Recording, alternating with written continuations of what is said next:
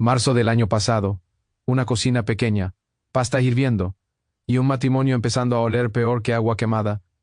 Yo tenía 33 años y llevaba 6 casada con Daniel. Antes de eso, 4 años juntos. 10 años en total. 10 años de mi vida metidos en una bolsa negra y bajados al contenedor por un tío que, con perspectiva, no era un marido. Era basura con nómina, perfume caro y cara de yo soy diferente. Todo empezó poco a poco, como empiezan las plagas. Primero una reunión que se alargaba, luego un amigo que necesitaba ayuda, luego un marrón del trabajo, luego un atasco, luego cualquier excusa fabricada con cartón mojado. Si me hubiera dicho que llego tarde porque rescato a un gatito atropellado, casi me lo habría creído, porque después de tantas mentiras, una más ya venía de serie. Qué bien te queda el papel de víctima. Y a ti el de infiel con complejo de poeta. Yo no quería hacerte daño. Claro. 7 meses de cuernos fueron sin querer. Vaya puntería. Una tarde de marzo, Daniel llegó temprano. Yo estaba en la cocina haciendo pasta. La olla sonaba detrás de mí, el vapor empañaba un poco la ventana, y le entró sin decir hola. Se sentó en la mesa como si viniera de una guerra, apoyó los codos y se quedó mirando sus manos. Unas manos normales, aburridas, sin ningún interés. Excepto por el pequeño detalle de que eran las mismas manos que había estado poniendo encima de otra mujer durante meses.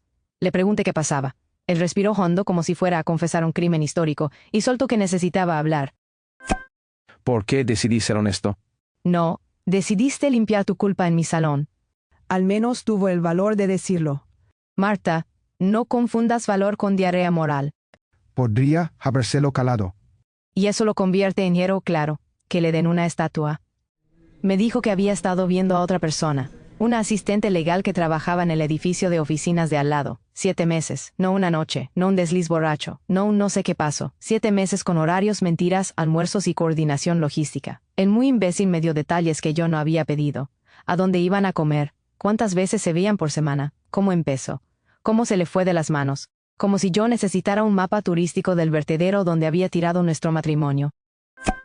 El tío venía con presentación y todo. Menudo circo. Quería que supieras toda la verdad. La verdad, no necesitaba menú degustación, campeón. Y entonces llegó la parte más vomitiva. Daniel estaba orgulloso de sí mismo, de verdad. Sentado en mi cocina, con la pasta hirviendo detrás, me miró como si acabara de donar un riñón a la humanidad. Dijo que la mayoría de los hombres habrían seguido mintiendo, pero que él no podía hacerme eso a mí porque me amaba. Uso la palabra respeto. Respeto. La palabra le salió de la boca sin atragantarse, lo cual ya es un milagro médico. Según él, confesar era una prueba de amor. Un regalo. Fue el regalo de la verdad. Si eso era un regalo, venía envuelto en narcisismo barato. ¡Qué manera tan cruel de hablar! Cruel fue llamar respeto a 7 meses de cama llena. Estás deformando lo que dijo. No, Ricardo, solo le quité el lacito a la basura. Me dijo que ahora que todo estaba sobre la mesa, podíamos trabajar en nuestro matrimonio. Hacerlo más fuerte. Más genuino, más real. Ahí estaba el hombre que había prendido fuego a la casa intentando venderme las cenizas como reforma integral. Y para rematar, añadió que había terminado con ella esa misma mañana. ¡Qué detalle!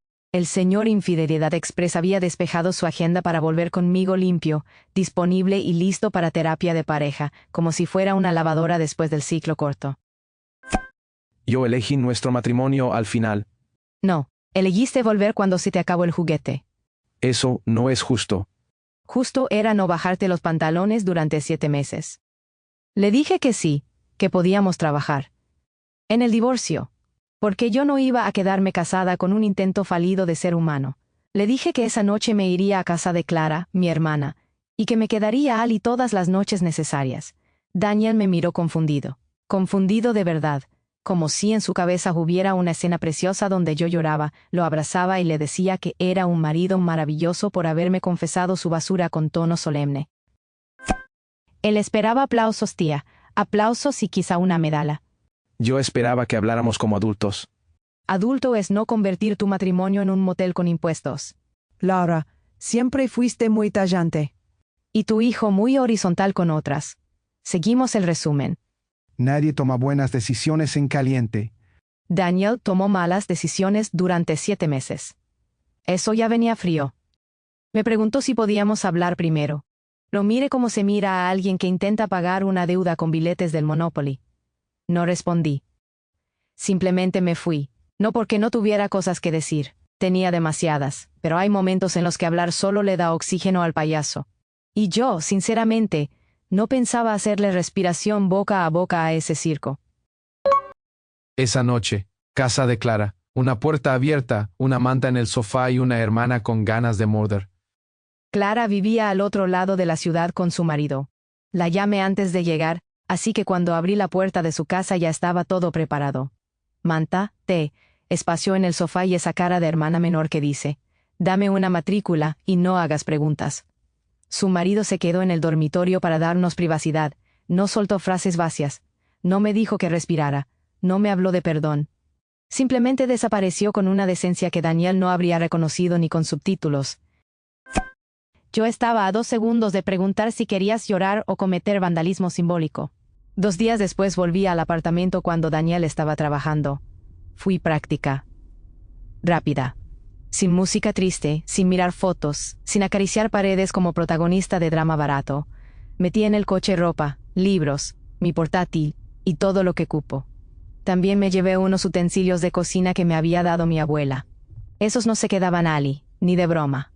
No iba a permitir que ese infiel friera un huevo con una sartén de mi abuela. Que comiera pan seco. Que cocinara en el microondas de su vergüenza, si encontraba alguna. La abuela habría recuperado esas sartenes antes que tú.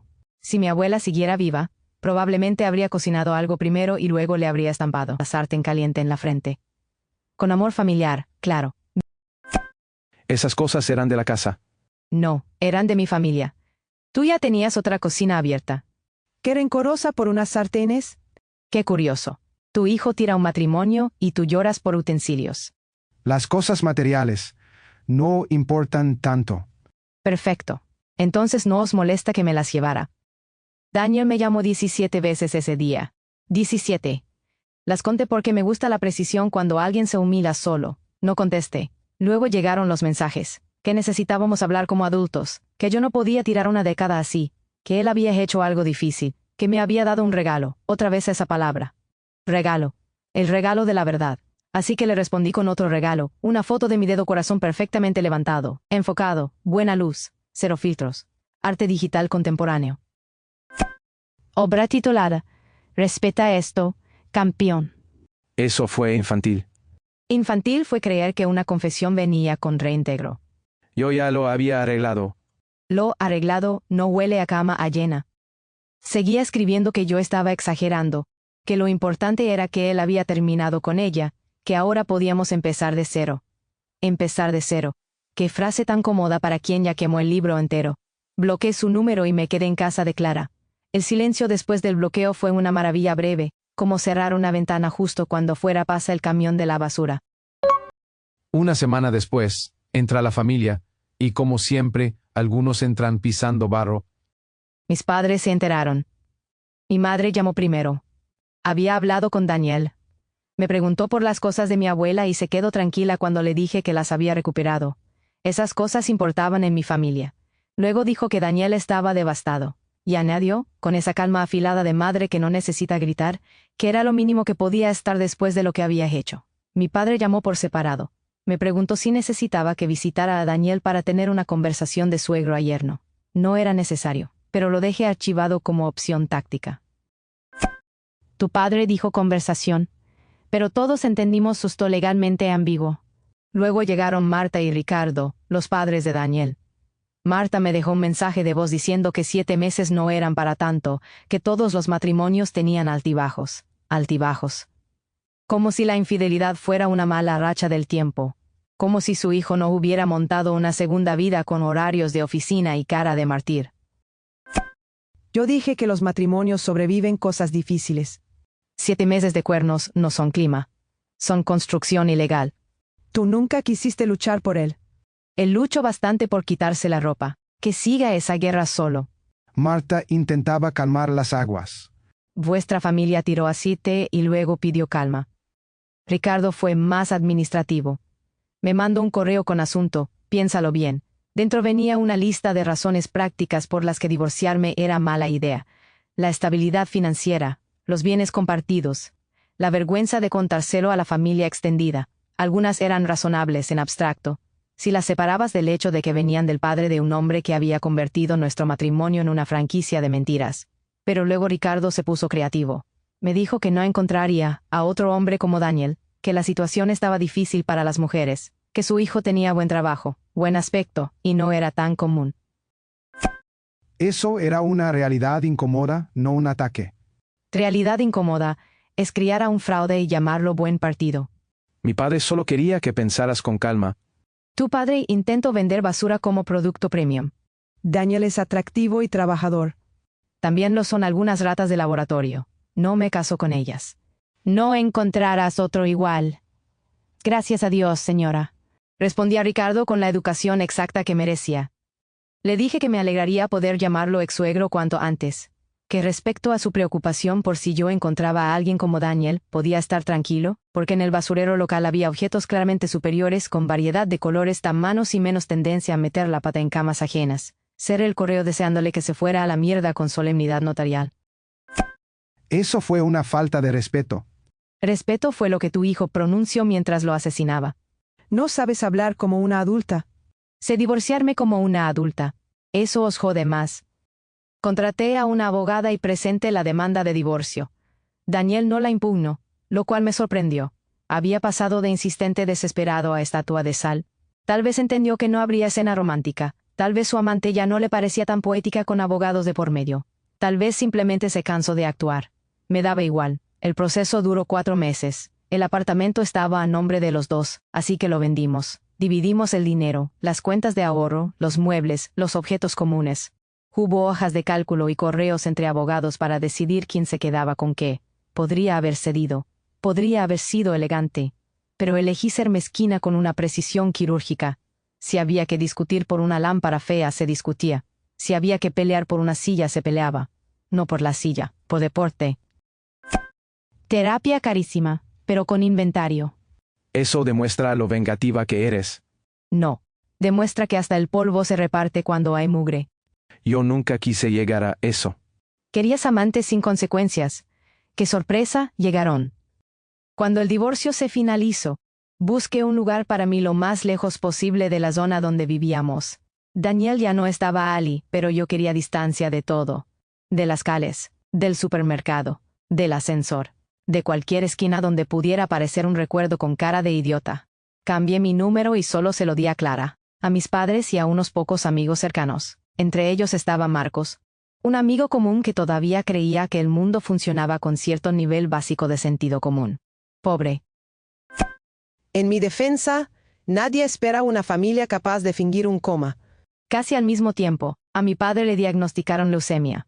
El médico dijo que el tratamiento tomaría al menos 1 año, así que no fue una época divertida. Aunque ahora lo cuente con veneno y chistes negros, hubo meses en los que mi vida era trabajar, volver a casa, respirar por inercia y repetir. Iba a ver a mis padres, les cocinaba, les dejaba comida preparada. Clara venía una vez por semana a cenar conmigo.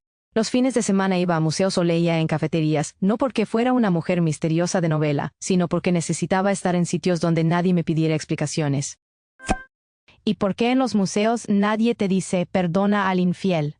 Mi vida se volvió tranquila, pequeña pero mía. Y eso, después de vivir con alguien que había usado mi confianza como felpudo, era casi lujo. Entonces, unos 4 meses después de que el divorcio terminara, recibí una llamada de un número desconocido. 4 meses después del divorcio, una llamada desconocida, una madre llorando, una mentira con luces de ambulancia. Era Marta. Lloraba tanto que apenas se le entendía. Me dijo que Daniel había tenido un accidente horrible, que volvía del trabajo, que un camión se saltó un semáforo en rojo, que su coche había dado una vuelta, que estaba en la unidad de cuidados intensivos, en coma, y que los médicos no sabían si despertaría. Y entonces añadió la guinda podrida del pastel. Antes de perder el conocimiento, Daniel había dicho mi nombre. Según ella, me estaba pidiendo. Yo era la única persona que quería. Una madre desesperada hace lo que puede. Una madre decente no fabrica comas como quien imprime cupones. Queríamos saber si aún te importaba. Fingiste morir para medir mi amor. ¡Qué puto cringe! Fue una prueba emocional. Fue una estafa emocional con presupuesto de sobremesa. Si hubieras ido, habrías entendido. Sí, habría entendido dónde denunciaros antes. Mi respuesta fue sencilla. No soy doctora, No hay nada que pueda hacer. Si está en coma, tampoco sabrá que estoy allí. Así que no me llaméis para molestarme nunca más. Corte. Luego me quedé quieta un rato. No porque estuviera dudando, porque algo olía raro.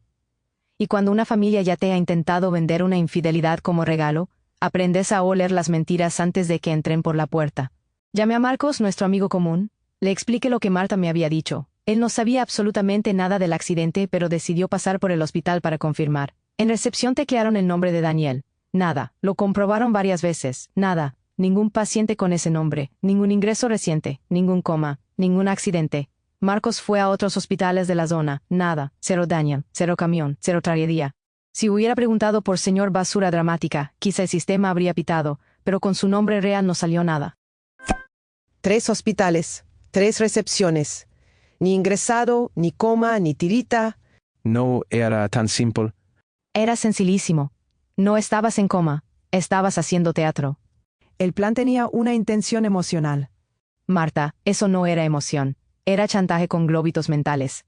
Queríamos abrir una puerta. Y acabasteis abriendo una alcantarilla. Marcos llamó a Marta. Entonces ella cambió el tono.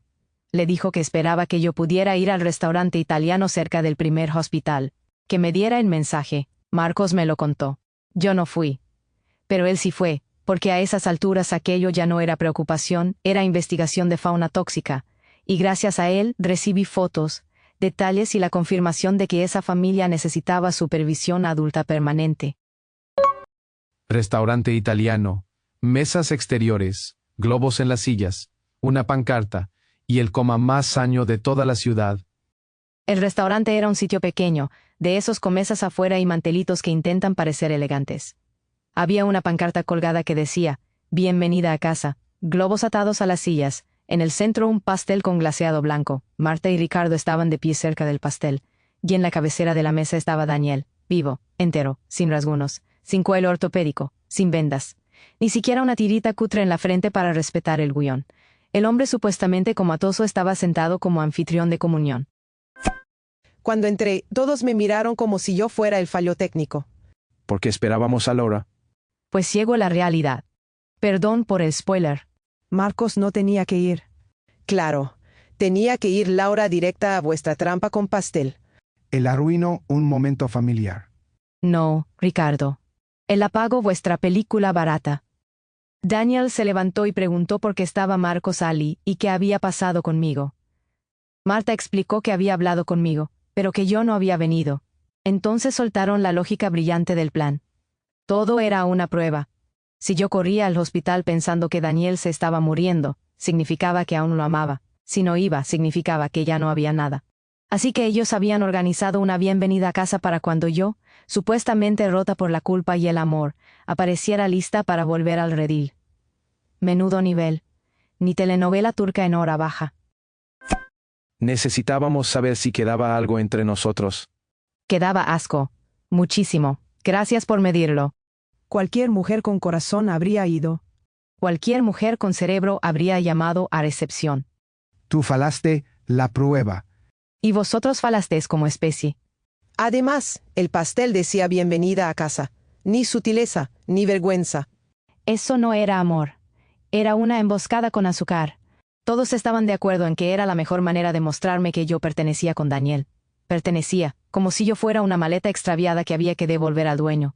Según ellos, Marcos lo había arruinado al presentarse en mi lugar. Incluso le dijeron que debería haberme convencido de ir al restaurante. Marcos, que todavía tenía más neuronas que toda esa mesa junta, decidió dar media vuelta y marcharse. Daniel le preguntó si iba a buscarme. Marcos no respondió, solo se fue. Hay silencios que dicen sois todos idiotas con una elegancia preciosa. No conteste porque mi cara ya estaba haciendo el informe completo. Fue una oportunidad perdida. No, Daniel, fue una denuncia perdida. De momento. Tú no entiendes el dolor de una madre. Entiendo el descaro de una cómplice. La familia intenta unir, no destruir. Vuestra familia USA globos para secuestrar conversaciones. Marcos me mandó las fotos. La pancarta. Los globos. El pastel. Daniel sentado sanísimo liderando el funeral falso de su propia dignidad. Guardé todo. No porque quisiera recordarlo. Lo guardé porque, con gente así, cada captura es un chaleco antibalas. Cada foto es un recibo. Cada detalle sirve para cuando luego dicen que una exagera, que una malinterpreta, que una está loca. No, cariño, yo no estaba loca. Tenía pruebas en alta resolución. ¿Recibos, hermana? ¿Siempre recibos? Yo todavía me acuerdo del pastel. Era lo más inocente de esa mesa. 2 semanas después, un sábado por la mañana, llamaron a mi puerta. Miré por la mirilla. Allí estaban Marta y Ricardo, plantados frente a mi casa como 2 testigos de Jehová del matrimonio tóxico. No abrí. Volvieron a llamar, y otra vez, y otra. Hacía frío fuera. Especialmente si decides pasar 20 minutos en un rellano haciendo el ridículo con abrigo bueno. Queríamos hablar contigo cara a cara. No. Querías invadir mi casa con cara de víctimas. Teníamos derecho a explicarnos. Teníais derecho a iros. Lo volvisteis a desaprovechar.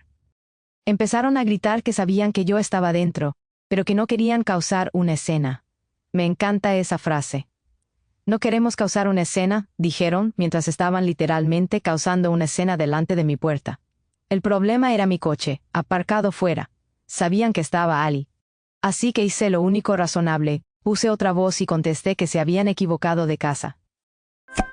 La falsa compañera de piso. Icono nacional. Y se lo creyeron. Dijeron que buscaban a Laura, y que pensaban que yo era una compañera. Mi compañera imaginaria, osé yo con voz de catarro y paciencia bajo cero, les dijo que nadie con ese nombre vivía a Ali. Ellos insistieron en que tenían la dirección correcta, que querían entrar, que hacía un frío de muerte. Mi falsa compañera les dijo que se marcharan o llamaría a la policía, porque no los conocía y no sabía cuáles eran sus intenciones. Nos trataste como criminales. Aparecisteis en mi casa tras fingir un coma. Haz cuentas. ¿Fue una falta de humanidad? Humanidad es no acosar a una mujer divorciada en su puerta. Entonces hicieron una cosa tan estúpida que casi me dio ternura. Llamaron ellos a la policía. Cuando llegaron los agentes, Marta y Ricardo dijeron que mi compañera no les dejaba verme.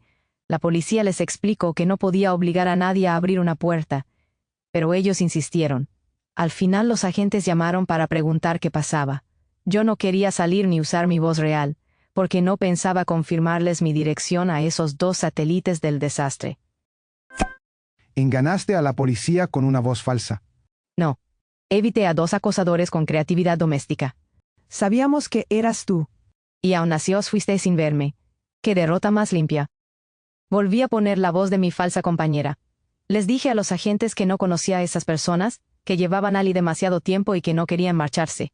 Los oficiales se disculparon conmigo y les pidieron a Marta y Ricardo que se fueran. Ellos seguían insistiendo en que yo estaba dentro.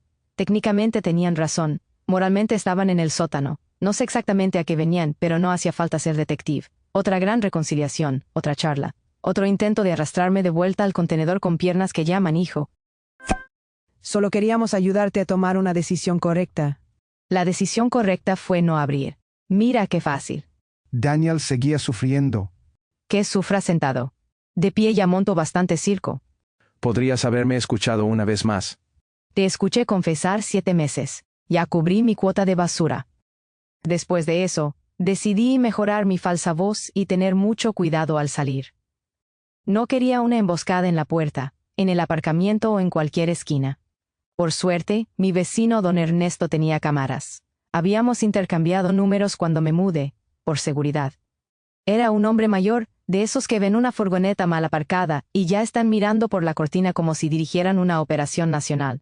Había sido policía de joven, y algunas cosas no se dejan. Vigilaba el edificio como si todavía tuviera placa. Yo no vigilo. Superviso el ecosistema de idiotas. Don Ernesto era justo el personaje que necesitaba esta temporada. Le conté lo básico. No todos los detalles, porque tampoco quería convertir mi vida en una serie diaria para el vecindario, pero sí lo suficiente. Exmarido infiel, familia invasiva, falsa emergencia médica, visita no deseada. Don Ernesto no puso cara de sorpresa. Solo dijo que hay gente que confunde amor con orden de captura. Me pidió que le avisara si veía algo raro y que no saliera sola si ellos estaban cerca. Desde entonces, su ventana se convirtió en torre de control. Si esos 2 vuelven, los grabo hasta el color de los calcetines. Eso es persecución. No, Marta. Persecución fue venir a mi casa sin invitación. Estás creando una guerra. Vosotros trajisteis el circo. Yo puse cámaras. Todo esto pudo evitarse si hubieras hablado conmigo. Todo esto pudo evitarse si no hubiera sido basura. Y así terminó esa parte. Divorciada, con número cambiado, dirección comprometida, un exmarido capaz de fingir un coma para probar mi amor, unos exsuegros capaces de llamar a la policía, porque no les abría la puerta, una hermana lista para quemar el mundo conmigo, un amigo con fotos de la emboscada y un vecino ex policía vigilando desde la ventana. La gente como Daniel siempre dice que quiere cerrar heridas. Mentira. Quiere volver a entrar por ellas. Yo no cerré la puerta por orgullo. La cerré porque por primera vez en años, dentro de mi casa no olía a mentira. Yo solo quería otra oportunidad. Tuviste 7 meses de oportunidades. Las usaste de nudo. Algún día te arrepentirás. Sí, de no haberme ido antes. Nadie gana con tanto rencor. Yo gané paz.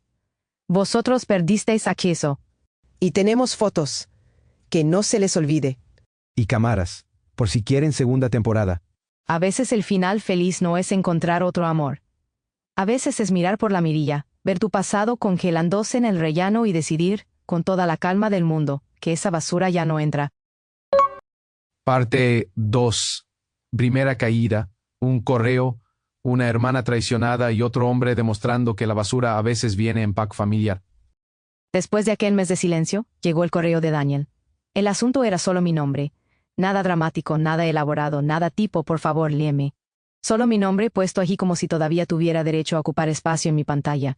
Lo abrí porque no tenía nada mejor que hacer, y porque a esas alturas cada mensaje suyo era menos una emoción y más una prueba documental. 4 párrafos. 4 párrafos de arrepentimiento tardío, de hombre que se ha caído por las escaleras de sus propias decisiones y ahora quiere narrarlo como crecimiento personal. Yo estaba intentando asumir mi culpa. Estabas intentando quedar profundo después de hacer el ridículo. Dije que había destruido lo mejor de mi vida. Sí, con calendario, amante y loquística. Menudo artista. Escribió que había destruido lo mejor de su vida al engañarme. Luego dijo que terminó de destruir lo que quedaba con esa pequeña mentira. Sí, pequeña mentira. Así llamó al falso accidente, al coma inventado, a su madre llorando por teléfono, al hospital fantasma, al restaurante, al pastel, a los globos y a la pancarta de bienvenida a casa. Pequeña mentira. Me estás vacilando. Ese hombre falsificó una tragedia médica y la describió como quien dice que se olvidó de comprar leche. Pequeña mentira, dice. La madre que me parió. 3 hospitales revisados, 0 ingreso, 0 coma, 0 vergüenza. En mi barrio eso no se llama mentira. Se llama tener la cara de cemento armado. Era una situación desesperada. No, Marta. Era una ida de olla familiar con mantel italiano. Nadie salió herido. Salió herida la vergüenza ajena, y sigue en cuidados intensivos. Daniel escribió que no me pedía perdón ni esperaba respuesta. Solo quería hacerlo porque me debía la verdad. ¡Qué frase tan suya! Siempre me debía la verdad, pero nunca parecía deberme respeto antes de destruirlo todo. Nunca me debía fidelidad antes de los cuernos. Nunca me debía límites antes de mandarme a sus padres a la puerta. Nunca me debía hacer las cosas bien cuando todavía importaba. No. Él siempre llegaba después con una verdad arrugada, intentando venderla como si fuera oro. Pero reconocí que fui yo. Bravo. El piromano admite que trajo la gasolina. Al menos no culpó a nadie. Espera un poco, Marta. Tu familia siempre encuentra una esquina donde esconder mierda. Admitió que la idea de la falsa emergencia había sido suya. Sus padres, según él, solo querían invitarme a cenar para hablar. Algo inútil, sí, pero menos de manicomio. Daniel sabía que yo no iría, así que sugirió algo más dramático. Pensó que si yo lo imaginaba vulnerable, si creía que podía perderlo, recordaría los buenos tiempos. Los buenos tiempos. Esa manta vieja que los infieles sacan cuando ya han quemado la casa y quieren dormir entre cenizas. La vulnerabilidad toca el corazón. Fingir un coma no es vulnerabilidad. Es teatro de mercadillo. Él estaba roto. Roto estaba mi padre con leucemia. Daniel estaba montando una función. Yo solo quería que recordaras lo que tuvimos. Recordé. Por eso no fui. El último párrafo decía que se mudaba por un nuevo trabajo. También decía que esperaba que encontrara a alguien que me tratara como merecía. Terminaba con un lo siento por todo. Leí el correo 2 veces. No porque me emocionara. Lo leí 2 veces porque parecía lo más cercano a una conducta humana que Daniel había producido desde hacía meses, y mi cerebro quería comprobar que no era una broma. No respondí. Por supuesto que no. Guardé el correo en mi carpeta de recibos emocionales. Con Daniel, cada palabra ya no era sentimiento, era material probatorio. Recibo guardado. Muy bien. Quien juega sucio, acaba archivado. Podrías haber contestado algo. Ya contesté antes, con el divorcio. Qué fría eres. Fría number desconectada del enchufe tóxico. Unas semanas después. Mensaje de Clara. Una frase corta y otra casa empezando a arder. Unas semanas después, Clara me escribió. Taylor y yo estamos separados. Cuando estés libre, llámame. Necesito hablar. La llame en cuanto termine de leer. Ella había sido mi refugio cuando mi matrimonio se convirtió en contenedor industrial, así que no había nada que pensar. Si Clara decía necesito hablar, yo hablaba. Si decía ven, yo iba. Si decía trépala, preguntaba de qué tamaño. Yo intenté no cargarte con más cosas. Ya tenías bastante. Me invitó a su casa para hablar con calma, aunque calma no había. Tenía la voz tensa, de esas voces que intentan no romperse porque si se rompen ya no paran. Me explicó que gran parte de su separación tenía que ver conmigo. No porque yo hubiera hecho nada, sino porque Taylor llevaba tiempo enseñando la patita. Empezó a decir que Daniel no había actuado tan mal al confesar. Que al menos había sido sincero, que era difícil encontrar a un hombre que dijera la verdad. Allí estaba otra vez, el club de los hombres que creen que confesar tarde borra la porquería anterior. Taylor entendía que yo fui honesto. Taylor olía el manual para hacer lo mismo. Daniel pudo ocultarlo siempre. Y eso, según tú, merece una plaza con su nombre. No todo es blanco o negro. 7 meses de amante son bastante oscuros, Ricardo. Cuando Taylor empezó con eso, algo me hizo clic. Un clic feo. Clara no me lo había contado antes, porque no quería preocuparme más. Yo estaba lidiando con el divorcio, con Daniel, con sus padres, con mi padre enfermo, con una dirección que ya no era segura. Pero luego descubrió lo que faltaba. Taylor fue quien les dio mi dirección a Marta y Ricardo, mi dirección nueva, la dirección que yo había protegido, la dirección donde yo intentaba dormir sin imaginar a esa familia tocando el timbre como vendedores de trauma. Lo eché de casa unos 20 minutos después de confesarlo. 20 minutos, bastante generosa, sinceramente. Yo habría empezado por la maleta en el descansillo. Taylor quería ayudar a que habláramos. Taylor filtró una dirección privada. Eso no es ayuda. Es traición. No dramatices. Lo dice el padre del coma falso. Nivel cunado con máster. Clara tardó 20 minutos, porque antes necesitaba decirle todo lo que pensaba de él. Y Clara, cuando decide hablar, no tira flores. Tira ladrillos con buena dicción. Hablamos hasta muy tarde esa noche. Había más problemas en su matrimonio. Taylor llevaba tiempo raro, defensivo, demasiado cómodo justificando a Daniel. Clara empezó a pensar que quizá él mismo estaba preparando el terreno para engañarla, o que por lo menos estaba enamorado de la idea de que los hombres pueden hacer porquerías y luego reclamar comprensión como si fuera devolución en tienda. Cuando un hombre defiende mucho a un infiel, revisa la casa. Dato comprobado. Quien justifica trampas suele estar usando el mismo mapa. Y normalmente ya trae barro en las botas. Eso es paranoia. No, Daniel. Es experiencia con residuos masculinos. Taylor sabía lo de la llamada del hospital. Sabía lo del coma falso. Sabía que Marta había fingido pánico para manipularme. Sabía lo suficiente para entender que darles mi dirección no era inocente. Lo hizo igual. ¿Por qué hay hombres que ven los límites de una mujer como una sugerencia decorativa? Y cuando otra mujer se enfada, ellos se ponen ofendidos, como si la privacidad fuera una exageración moderna. Abril. Una noticia limpia entre tanta cloaca. En abril, mi padre terminó su última ronda de tratamiento. El cáncer entró en remisión. Esa noticia nos dejó respirar. No respirar del todo, porque cuando el miedo médico entra en una familia no se marcha cerrando suave. Se queda en una esquina mirando. Pero al menos respiramos. Mi padre seguía allí. Cansado, sí. Más delgado, sí, pero allí. Y después de meses de hombres arruinando casas como si fuera deporte, tener una buena noticia real fue casi violento. Eso sí importaba, Lo demás era ruido de idiotas. Espere a ese momento para contarles lo del divorcio. Clara esperó a que mis padres pudieran recibir otro golpe sin partirse. Cuando les contó que se estaba divorciando, se enfadaron con Taylor. Como era lógico.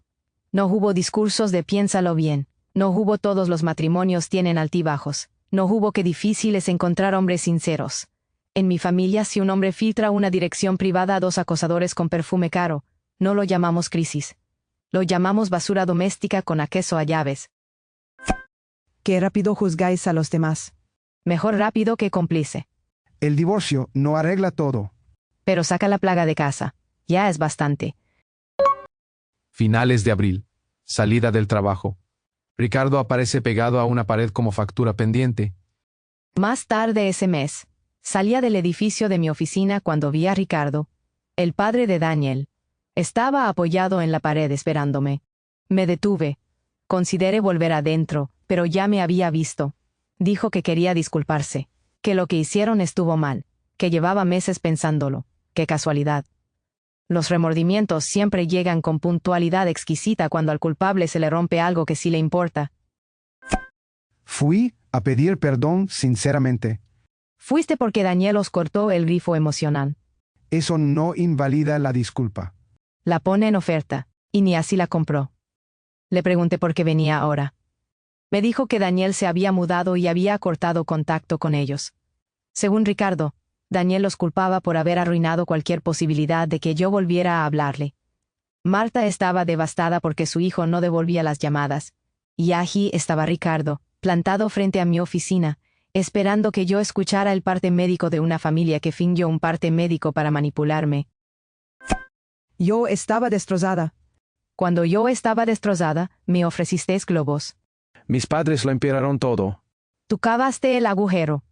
Ellos pusieron luces. Además, Daniel escribió que la idea fue suya. Exacto. Eso era lo raro. Daniel me había escrito aceptando que el impulso la falsa emergencia, pero según sus padres él los culpaba a ellos. 2 relatos, 2 versiones, 2 intentos de poner la basura en el cubo del otro. Yo no quería ir a mi coche porque no quería que Ricardo confirmara que era el mismo coche aparcado frente a mi casa el día de la visita policial. Así que volví al edificio, esperé a que se marchara, salí caminando, di unas vueltas para asegurarme de que no me seguía y luego regresé al coche. Bien hecho. Ruta indirecta y control de cola. Nos obligaron a vivir como en una película barata de espías. Clara siguió con el divorcio. Taylor lo puso difícil, claro, porque los hombres que hablan de madurez suelen convertirse en cemento fresco cuando una mujer les dice que se acabó. Pero Clara estaba lista, mis padres la apoyaban. Yo estaba ali para ella. Y aunque al principio me dolía sentir que mi desastre había salpicado su matrimonio, luego lo vi claro, Taylor no destruyó su casa por mi culpa. La destruyó porque eligió abrirle la puerta a gente peligrosa, y luego se sorprendió de que entrara el frío. Me costó aceptarlo, pero sí. La culpa era suya. Nosotras no fabricamos basura. Solo dejamos de esconder el olor. Parte 2. Segunda caída. Clara respira, Pat aparece y Mónica trae otra caja de recibos. Clara terminó divorciándose, y un tiempo después conoció a Pat. Lo trajo a cenar un par de veces. Yo no estaba precisamente en modo bienvenido, hombre nuevo, pasa y firma aquí. Después de Daniel y Taylor, cualquier varón entrando en nuestra órbita familiar tenía que pasar controles más duros que una aduana con resaca. Pero Pat parecía tranquilo, decente, sin esa necesidad rara de explicarse como buen hombre cada 3 frases. Simplemente no actuaba como un incendio con zapatos. Pat, además, dijo que Daniel y Taylor eran un par de idiotas. Diagnóstico correcto. Buen comienzo. El chico sabe leer el ambiente. Punto para él. Qué fácil es insultar cuando no estoy. También es fácil cuando estás. Prueba superada. Daniel y Taylor no son iguales. Cierto. Taylor filtró una dirección. Daniel fingió un coma. Distinta liga. A principios de ese mes pasó algo extraño. Recibí un mensaje por Facebook de Mónica, la asistente legal con la que Daniel tuvo la aventura. No pensaba en ella desde hacía más de un año. Para mí, aparte del incendio, no una persona a la que quisiera mirar de cerca. Su mensaje decía que se había enterado de lo del restaurante. Decía que quería que yo supiera que Daniel también le había mentido a ella. Le dijo que yo lo estaba dejando, que nuestro matrimonio ya estaba acabado cuando empezaron a verse. Ella no supo la verdad hasta meses después de que la aventura terminara. La situación era complicada. No, Tú hiciste 2 menús de mentira y serviste ambos. Esa mujer tampoco era inocente. Tu hijo vendía versiones como si fueran seguros baratos. A Mónica le colocó el pa completo, esposa mala, matrimonio muerto y pobre hombre incomprendido. Y luego quiso borrarla del mapa laboral. Menudo estratega de alcantarilla. Mónica decía que se sentía fatal y quería disculparse. No respondí. Tampoco borré el mensaje. Lo dejé en mi bandeja de entrada, quieto como otro documento raro de la vida post-Daniel. No tenía ganas de consolarla, tampoco de atacarla. A veces no responder no es frialdad. Es no gastar batería emocional en gente que llegó tarde a la verdad, aunque esa verdad también la hubiera atropellado. La familia de Daniel, como una plaga digital, volvió por otra plataforma. Más tarde ese mes, Marta intentó añadirme en LinkedIn, la red donde la gente finge entusiasmo por liderazgo, reuniones y frases motivacionales con foto de oficina. Rechacé la solicitud. 2 días después me escribió por otra plataforma antes de que pudiera bloquearla. Decía que rezaba por mí, que tenía buenas intenciones y que solo quería saber cómo estaba, porque se preocupaba por mí. Me preocupaba de verdad. Te preocupaba perder control. No me vendas incienso. Marta intentaba tender puentes. Vuestros puentes siempre acaban en el vertedero. Qué cruel eres con una madre. Y tú qué pesada con una mujer divorciada. La bloqueé. Mientras tanto, Clara y Pat se pusieron serios bastante rápido. Él se mudó a su apartamento. En otra época eso me habría preocupado. Pero Clara se veía diferente con él, más tranquila, sonreía más, no con esa sonrisa de foto donde todo parece bien y debajo hay termitas. Sonreía de verdad. Una noche cenamos en su casa y los vi cocinar juntos. Se movían por la cocina con una facilidad preciosa, como si llevaran años compartiendo espacio, cucharas y pequeñas bromas.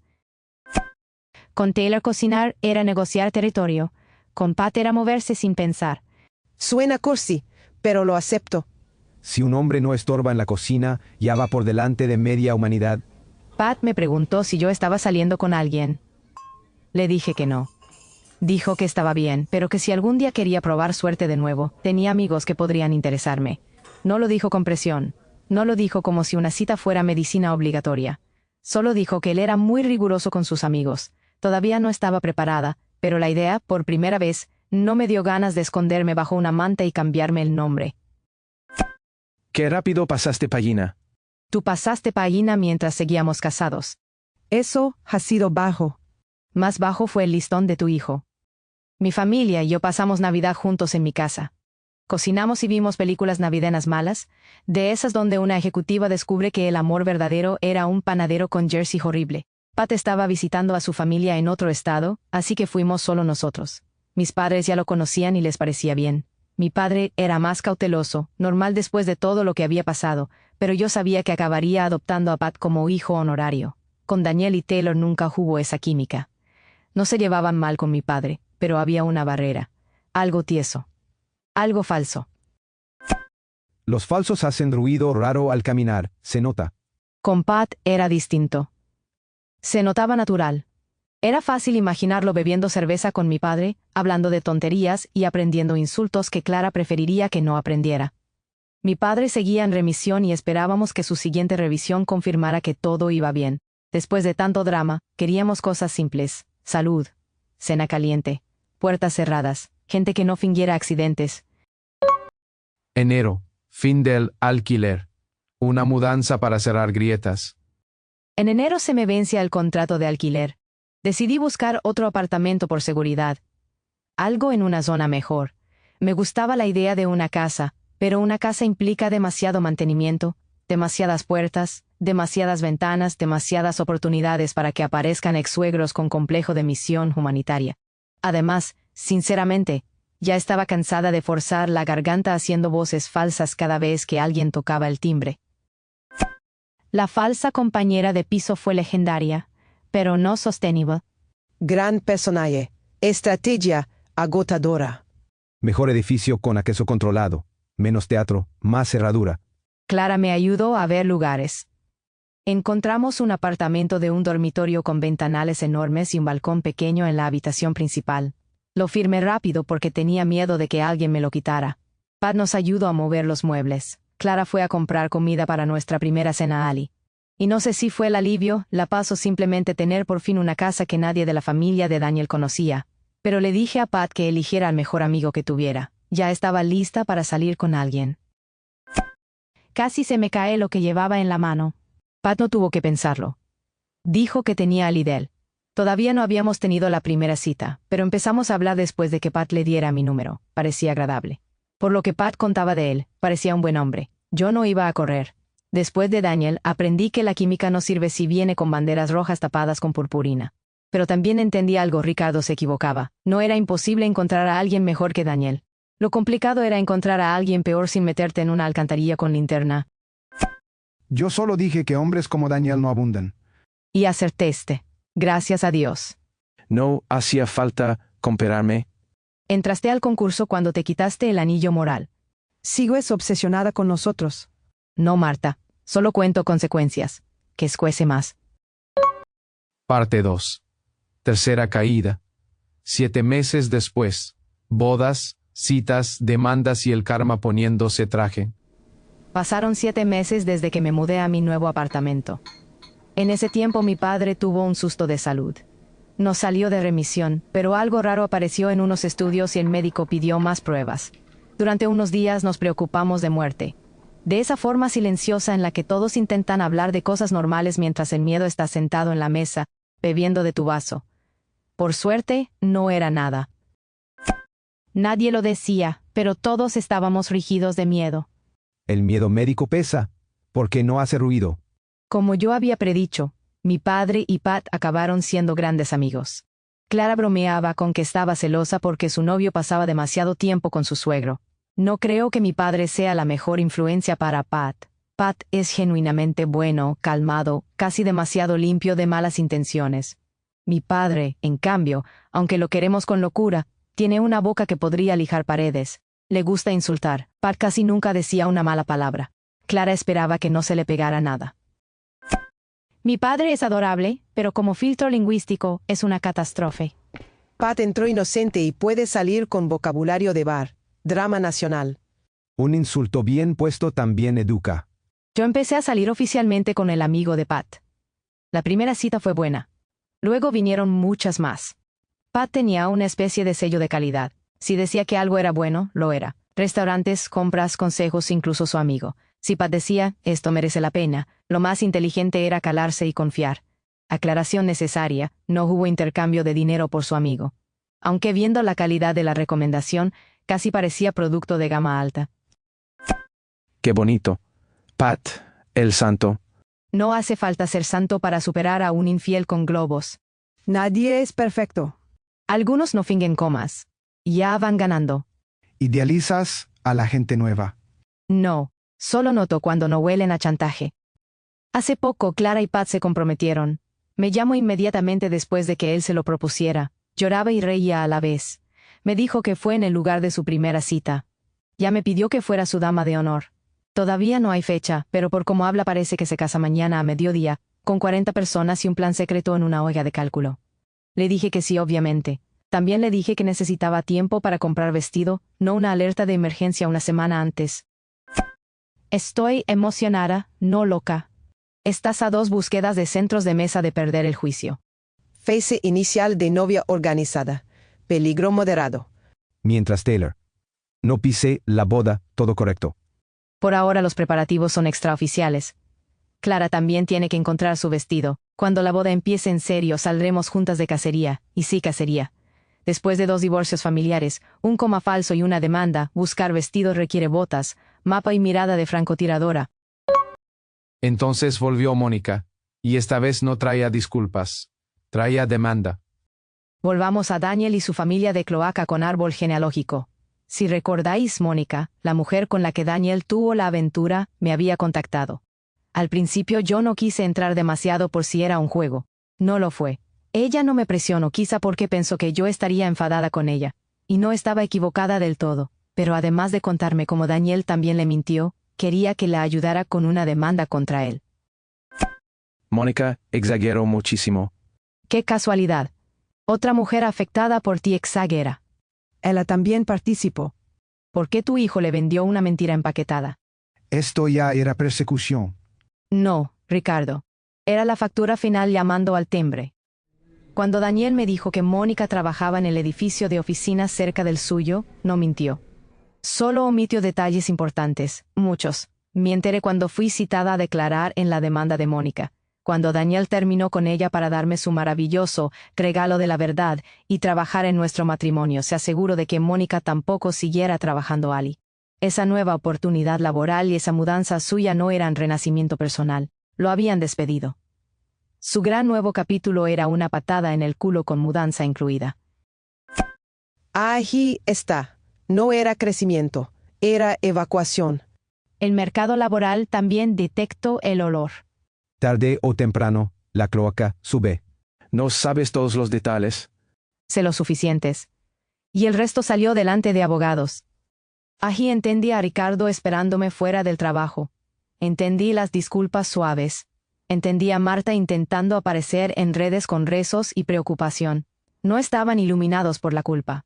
Querían que yo no declarara. Querían tenerme de su lado. Querían que otra mujer se calara para proteger al niño adulto que habían criado como si el mundo fuera una almohada para su ego. Queríamos evitar más daño. Querías evitar facturas. Protejamos a nuestro hijo. Criarlo bien habría sido más barato. Obviamente declaré con todo lo que sabía. No puedo dar detalles que permitan identificar el caso, pero parte de mi testimonio fue importante para la demanda de Mónica contra Daniel. Mónica no iba a recuperar su antiguo empleo. Ya tenía otro, pero estaba demandando por una cantidad grande de dinero. Yo di mi testimonio y ella quedó esperando la sentencia.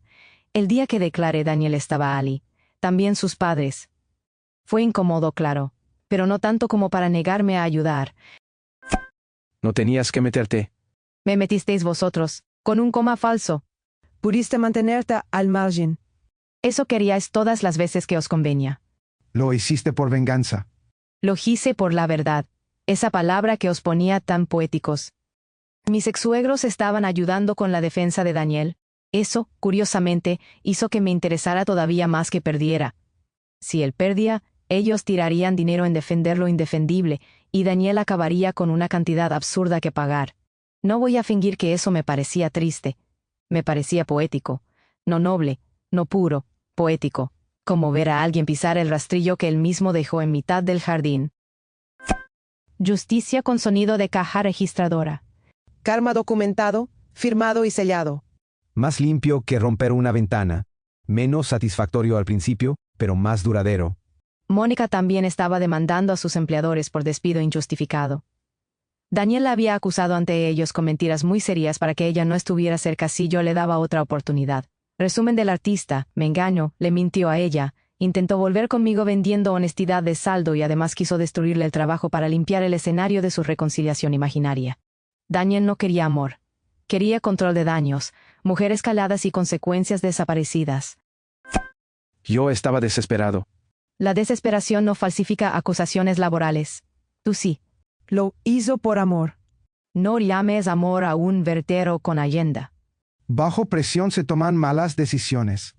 Algunos respiramos, otros arruinan carreras. Hay niveles. Parte 2. Cuarta caída. La sentencia llega. Y no trae globos. 13 cifras. Traigo la actualización final porque mucha gente la pedía. No respondí demasiado antes porque no podía ir al juez y decirle que se diera prisa, que un grupo de cotillas, entre los que me incluyo sin vergüenza, quería saber cómo acababa la temporada. Pero finalmente pasó. El juez faló en contra de Daniel y lo declararon responsable. Lo condenaron a pagar una indemnización cercana a los $250,000. No es el número exacto. Llamadme paranoica, pero no voy a dar una cifra más precisa. En cualquier caso, 6 cifras, suficientes para que me duela la cuenta bancaria solo de imaginarlo. ¡Qué delicia! ¡Qué putísima delicia! Recibo final, tamaño familiar. El juez dijo paga, y el universo sirvió café. No fue injusto. Justo era no mentir. Esto es la factura. Quieren destruir a mi hijo. Tu hijo venía con botón de autodestrucción. Esa cantidad es excesiva. 7 meses también. Y lo llamaste altibajo. Mónica también ganó su demanda contra los empleadores. Y el karma, que ese día venía con ganas de hacer horas extra, no terminó allí. Daniel fue despedido de su trabajo actual. Una amiga de Mónica llamó para informar a su nuevo empleador de sus problemas legales. No lo hizo de forma anónima. Dio su información completa por si necesitaban seguimiento. Transparencia de verdad, no el regalo de la verdad, marca Daniel. Y así, el hombre que quiso borrar a una mujer de su entorno laboral terminó borrado del suyo. Eso sí, es una cadena de consecuencias bien montada. Sin pastel, sin globos, mucho más elegante. Y sin pancarta hortera. Se agradece. Eso fue sabotaje. No. Fue reputación llegando tarde, pero llegando. Mónica es vengativa. Qué palabra tan cómoda cuando la víctima trae recibos. Todo esto pudo arreglarse en privado. Lo privado fue donde Daniel hizo la mierda. Lo público trajo la factura. A veces estoy sentada en mi apartamento sin hacer nada especial y me acuerdo del correo de Ricardo. Aquel donde decía que no iba a encontrar a alguien como Daniel allí fuera, que la situación era difícil para las mujeres, que su hijo era un buen partido, y entonces me río. Me río como una villana de película mala, porque en algo tenía razón. Sería dificilísimo encontrar a alguien como Daniel. Un hombre que engana 7 meses, confiesa como si entregara un premio, finge un coma, monta una emboscada con pastel, miente a su amante, intenta destruirle el trabajo, pierde una demanda y acaba pagando 6 cifras. Sí, difícil encontrar otro igual.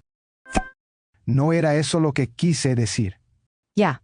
Pero fue lo único correcto que escribiste. Disfruta su caída. Disfruto mi paz con banda sonora de Karma. Yo perdí mucho. Y aún así saliste barato. Laura ganó una casa sin mentiras. Y una carpeta llena de recibos. Y cámaras, por si algún iluminado quiere repetir temporada. Yo no busco a alguien como Daniel. No busco otro hombre que confunda honestidad con confesar tarde, amor con control, vulnerabilidad con teatro y familia con secta de encubrimiento. Estoy saliendo con alguien que parece bueno. Clara se va a casar con un hombre que la hace sonreír. Mi padre sigue en remisión. Mi apartamento tiene ventanales enormes. Mi puerta está cerrada. Y nadie con apellido de desastre tiene derecho a cruzarla. ¿Alguna vez me quisiste? Sí. Y luego aprendí. Algún día entenderás a una madre. Cuando una madre no busca más falsos como anzuelo, hablamos. La vida da muchas vueltas. Exacto. Mira a Daniel. De amante a demandado. Menudo arco narrativo. De regalo de la verdad apague aquí. La honestidad era tan cara que le llegó en 6 cifras. Caso cerrado. Puerta cerrada. Cámara encendida. Así que sí, Ricardo tenía razón. No encontré a alguien como Daniel. Encontré silencio. Encontré seguridad. Encontré familia. Encontré un apartamento donde el timbre ya no me convierte el estómago en piedra. Encontré la posibilidad de querer a alguien sin sentir que estoy esperando el siguiente golpe. Y sobre todo encontré una verdad mucho más útil que la suya. Cuando la basura se saca sola, no la persigas con una bolsa nueva. Cierra la puerta, lava el suelo y disfruta el silencio.